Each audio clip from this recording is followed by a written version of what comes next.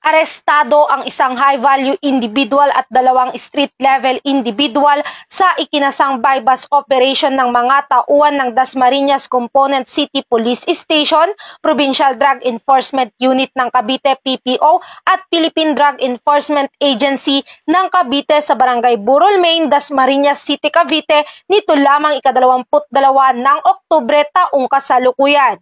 Kinilala ang mga sospek na sina alias Johaira, 33 taong gulang, alias Joshua, 27 taong gulang at alias James, 40 taong gulang na pawang mga residente sa lungsod ng Dasmariñas. Nakumpiska sa mga sospek ang 5 perasong heat-sealed transparent plastic sachet ng hinihinalang shabu na may timbang na mahigit kumulang 50 gramo at 2 perasong heat-sealed transparent plastic sachet na hinihinalang pinatuyong marijuana fruit tops na may timbang na mahigit kumulang 15 gramo na nagkakahalaga ng 340,000 pesos at bypass money.